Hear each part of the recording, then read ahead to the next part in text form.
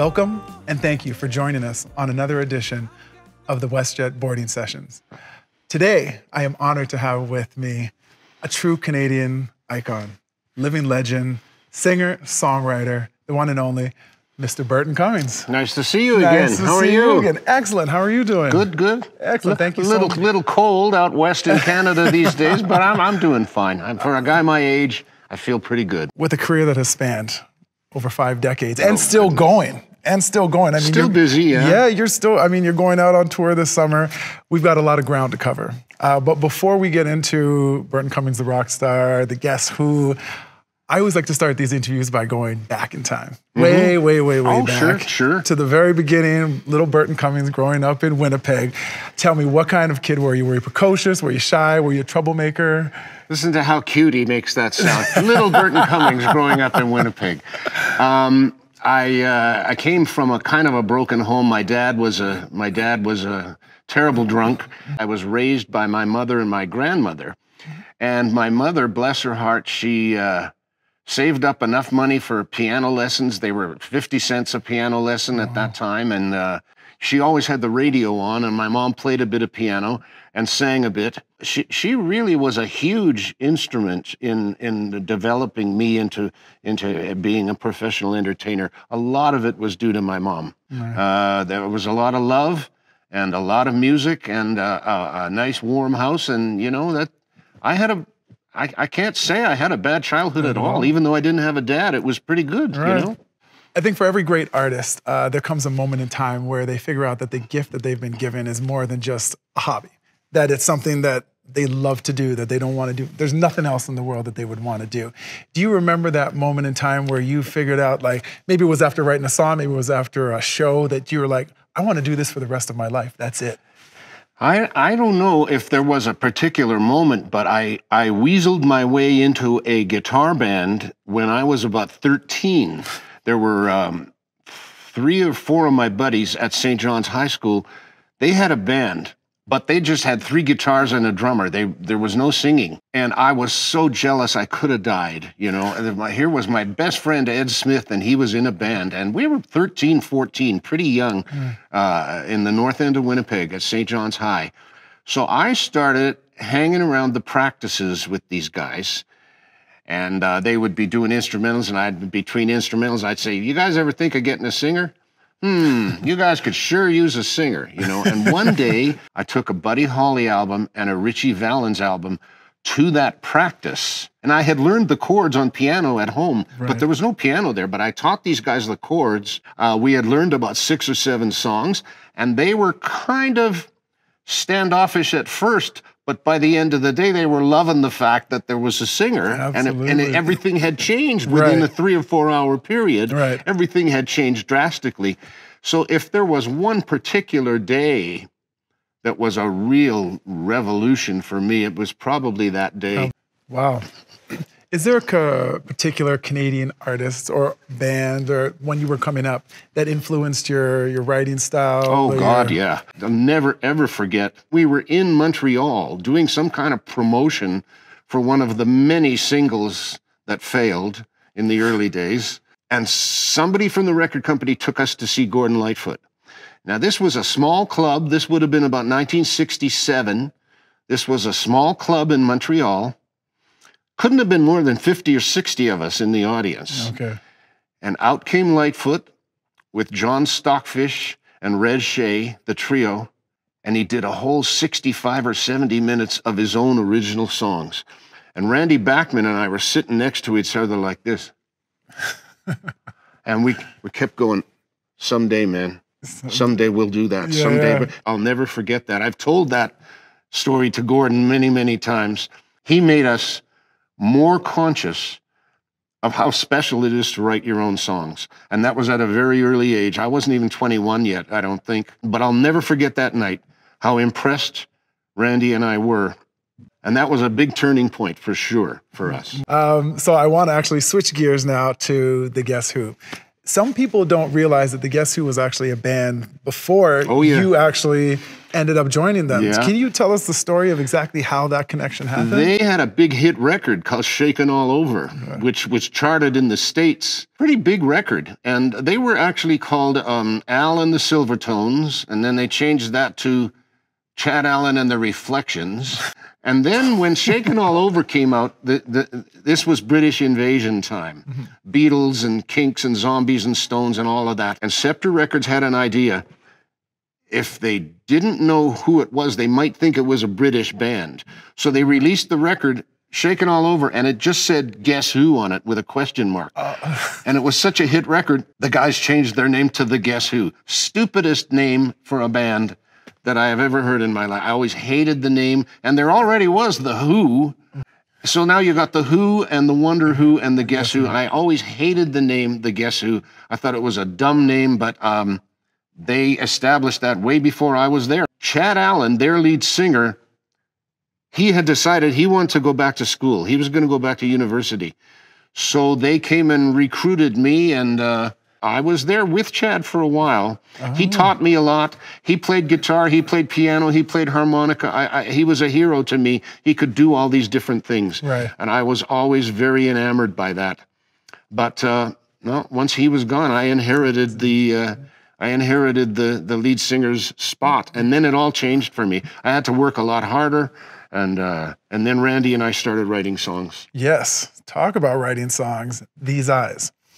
Can I tell you that I cover that song in my performances, and that opening riff starts, and there is a collective exhale of joy from the crowd, and it goes, ah! I mean, everybody loves that song. It's timeless. It's a classic. It's a masterpiece. How did that come together? It's that riff is so identifiable. It's unbelievable. Every time I do it, it was boom, boom, da da da da da. Yeah. I don't have to introduce it. I don't ever have to say, "Here's These Eyes." I just say this song changed my life, and there was life before this and life after this, and blah, blah. An interesting thing about These Eyes.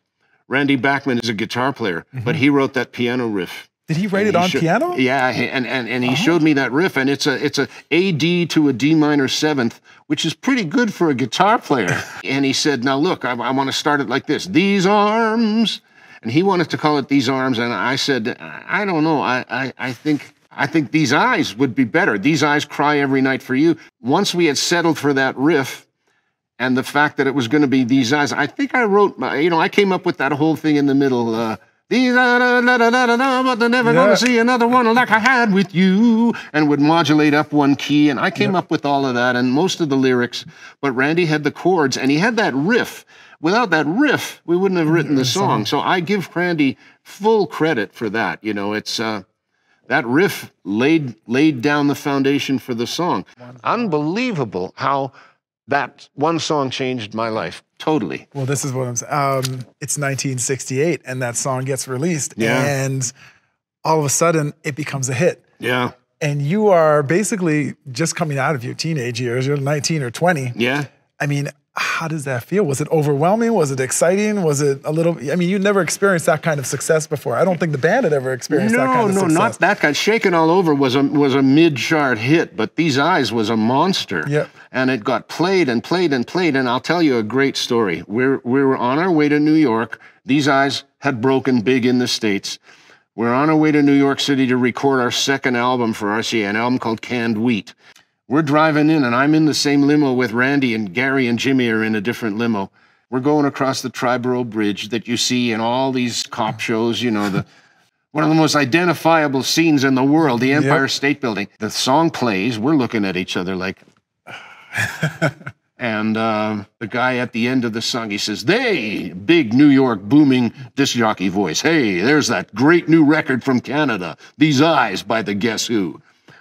It is a moment that's etched in here forever. It was like playing a part in a movie, but it was real life. Yep. It was great. It was like playing a great part in a movie, but it was real life. Man, I'll never forget that. So you've released These Eyes. It's a hit. 1970 comes, and you decide to release a little song called American Woman. Yeah. And that song blows up. I mean, that's it. It launches you guys into a whole new stratosphere. Hits #1 on the American Billboard charts. Yeah.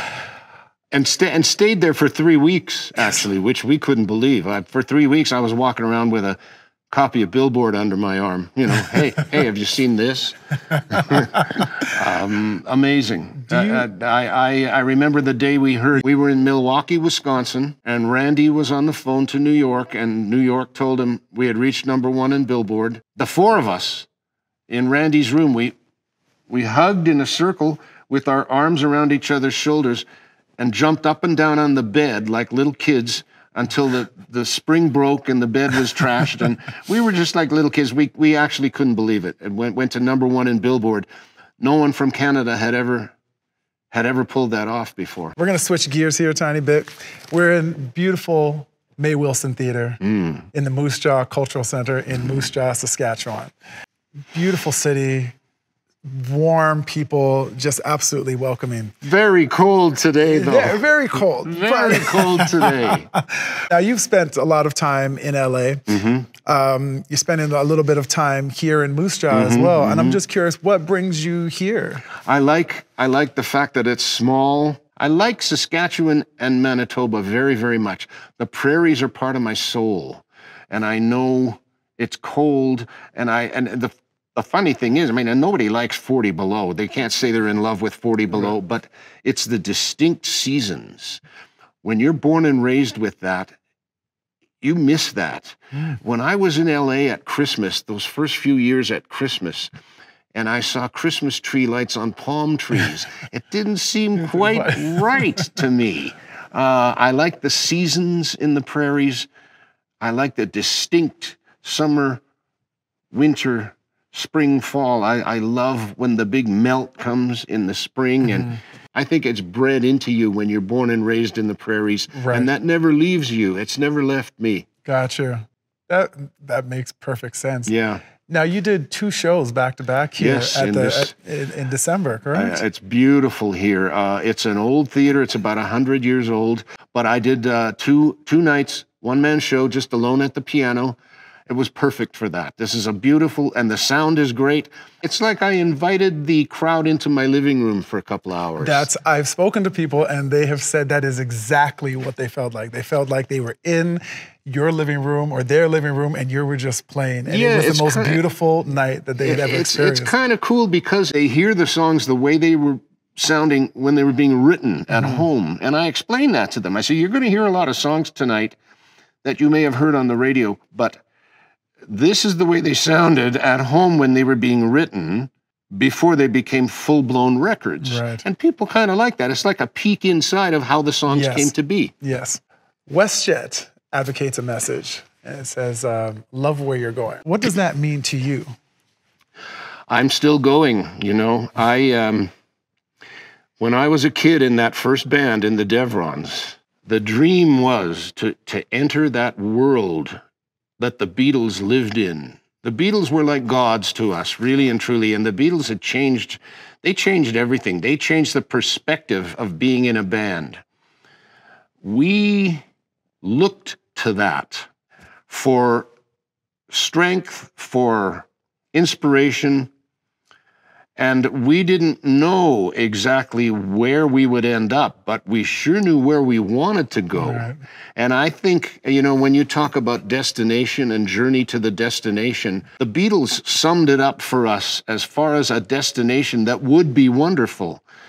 You got to work like hell to get there, though. And I think, you see, on the way there, we learned how to fail and get up again. Mm-hmm. We had a lot of singles before these eyes that bombed miserably. Every one was a personal heartbreak. Every one was, oh, God, we're so sad. A lot of heartbreak. You have to learn how to fail and learn how to get up again and keep trying. I think I'm still trying to get better. I'm still trying to hit my notes as best I can and entertain people and send the crowd home happy. I'm still trying to get better. Right. To me, good enough isn't good enough. Right. You know, I still want to keep climbing. Yep. So I think that the journey is forever. That's what I would say. Amazing. Well, we appreciate that you have taken the time to talk to us today. Thank you. Thank you so very, very much. Oh, thank you very much. Best of luck on your tour this summer. You. I hope to actually come and see you at some I hope. point. Well, let's make that a date then, for sure. Absolutely. I'll be in somewhere where you're around somewhere. So yes. We'll do that for sure. Okay, amazing. I guess that's it for us, ladies and gentlemen. We want to thank the May Wilson Theater. We want to thank the Moose Jaw Cultural Center, the city of Moose Jaw, Saskatchewan, and of course, the one and only Mr. Burton Cummings. My name is Sean Jones. You have been watching the Boarding Sessions, and I hope to see you again soon.